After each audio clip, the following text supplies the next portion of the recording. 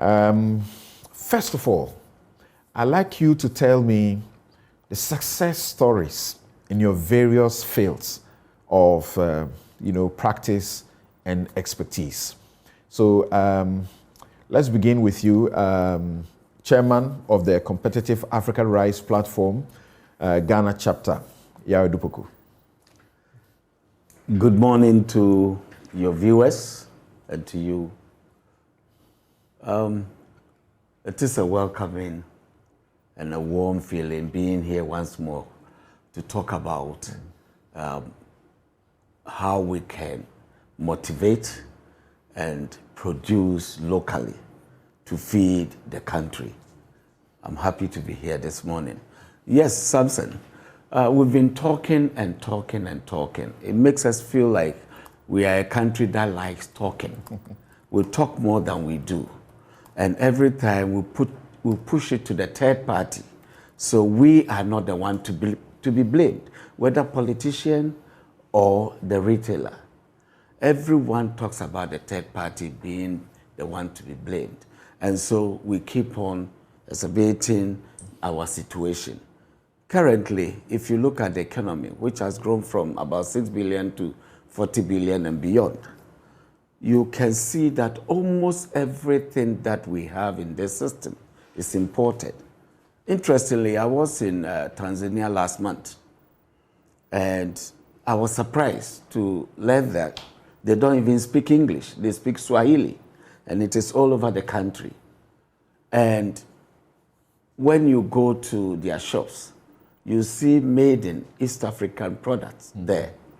And an interesting question came up about Tanzanians who came to Ghana, and they said, we went to ShopRite and Accra Mall, but 90% of the items that we found there were imported. How is Ghana faring? Very insightful question. Something. It is time that we take the bulls by the horn and do what we need to do, the needful thing that we need to do, else the economy will not be able to be sustained. Right. But first things first. A couple of years ago, we had you on the show, and I remember after our discussion about how rice that had been produced was getting rotting, and there were no, buyers and so on, how our discussion got quite, passionate and intense, particularly off air. And since then, the interactions that we have had about our local industry. How is that industry doing now? Actually, I would say it is moving at a very slow pace, at a snail pace, but we are gradually creating the awareness. For the last 2 years, when you go out there to look for Ghana rice, it was a difficult thing. But this year, it has changed. The scenario has changed. That's right. It is because people have been made aware, and now they look out for Ghana rice instead of the imported rice. That is some interventions that came out of government, which is helping to stem the tide. One of those interventions is that government said now you have to come for import license before you bring in rice. And then we are not allowing the rice to cross the border. I mean, not milled rice, but paddy rice, which our cousins, the Nigerians, are picking from here and creating an artificial shortage. The farmer is happy, but the local is not happy because we cannot get it here. But in all, we have done a very good job. This time around, though you don't find it on the streets, but if you look out for, you may get the Ghana rice. Right. Do you remember the year we had this discussion where rice was going bad without buyers? I remember very well. I came here crying.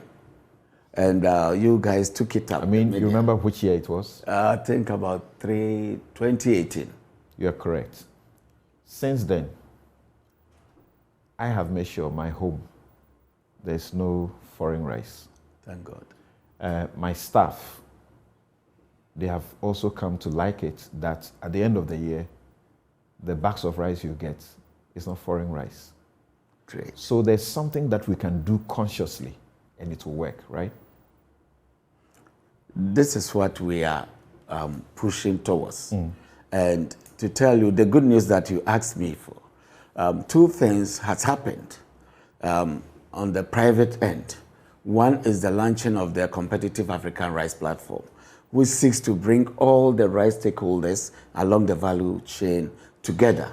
This was conceived by the ECOWAS Rice Observatory, which is looking at rice production in the West African sub-region, because we realize that every year we import in excess of $5 billion worth of rice into West Africa. Ghana is a major importer. And so ECOWAS are taking it up and set a secretariat in Abuja. And they are now launching country to country. And in Ghana, they've succeeded in bringing all of us together, including institutions like the FDA, CSIR, GIDA, Ghana Rice Interprofessional Bodies, private Peasant Farmers Association. All of us have come together, and now we have one common voice. And this is good enough because now we can reach out to government and tell government what we want. So we'll get into